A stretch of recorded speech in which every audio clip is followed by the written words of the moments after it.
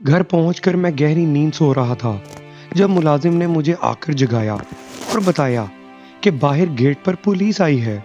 मुझे अंदाजा हो गया कि जरूर उम्मीद के घर वालों को पता चल चुका है। घर से भागने में मैंने उम्मीद की मदद की है।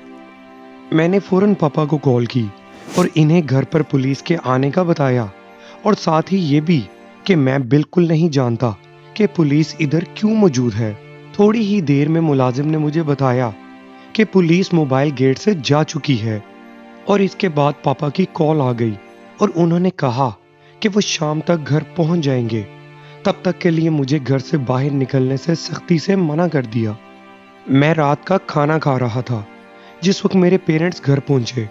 पापा काफी गुस्से में दिखाई दे रहे थे क्योंकि वो एसएचओ से सारे मामले की तफसील जान चुके थे।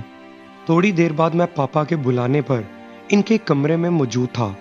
उन्होंने मुझसे सारे मामले की इंक्वायरी की और मुझसे सख्ती से पूछा कि मैं उम्मीद को किधर छोड़कर आया हूं।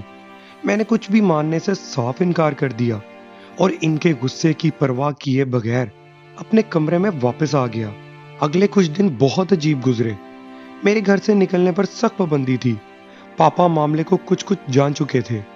उन्होंने मुझसे कई बार उम्मीद के बारे में पूछा लेकिन मैंने साफ इनकार कर दिया। एक रात मैं यूं ही बैठा था कि मेरे फोन की बेल बजी। देखा तो उम्मीद की कॉल थी। मैंने फौरन फोन उठाया। तो आखिर तुम्हें मेरी याद आ ही गई उम्मीद। मैं तुम्हें बहुत दिनों से कॉल करना चाह रही थी जलाल, लेकिन नहीं कर सकी। क्यों? ऐसी भी क्या मजबूरी थी? फोन तो मौजूद था तुम्हारे पास। बस थी कोई मजबूरी, नहीं कर सकती थी कॉल। तुम इस वक्त किधर हो उम्मीद? बचकाना सवाल मत करो जलाल। जब तुम जानते हो मैं तुम्हें नहीं बताऊंगी तो फिर क्यों पूछ रहे हो? जलाल, क्या तुम मुझे बता सकते हो मेरे घर वाले कैसे हैं? बिल्कुल ठीक, खुशो खुर्रम ऐश में हैं। तुम बहुत अच्छी बेटी हो। तुम्हें घर से जाकर भी अपने पेरेंट्स का इतना ख्याल है। मैंने मजाक उड़ाने वाले अंदाज में कहा। क्या इन्हें पता चल गया जलाल कि तुमने मेरी मदद की थी? पता चल गया।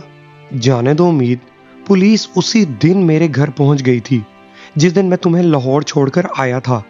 तुम्हारे घर वालों ने मेरे खिलाफ एफआईआर दर्ज करवा दी थी। तुम्हारे फादर ने पूरी कोशिश की है कि मैं अपनी बाकी जिंदगी जेल में गुजारूं।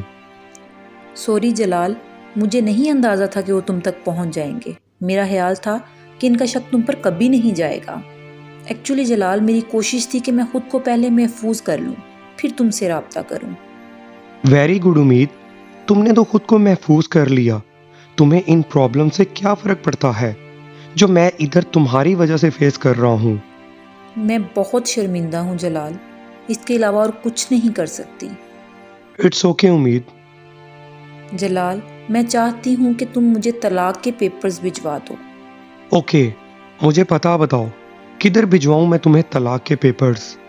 जलाल, मैं अपना पता नहीं बता सकती। तुम तलाक के पेपर्स और निकाहनामा की एक कॉपी इस वकील के पास भिजवा दो जिसे तुमने हायर किया था, मैं वहीं से ले लूंगी। उम्मीद किसी सूरत भी अपना पता बताने के लिए तैयार नहीं थी। उम्मीद, तुम तलाक क्यों लेना चाहती हो? तलाक क्यों लेना चाहती हूँ? ये क्या बात हुई? क्या तुम्हें नहीं पता कि हमारे दरमियान ये बात पहले दिन से तय थी जलाल, कि तुम मुझे तलाक दोगे? इस बात को तो खासा वक्त गुजर गया है उम्मीद। अब मैं तुम्हें तलाक देना नहीं चाहता।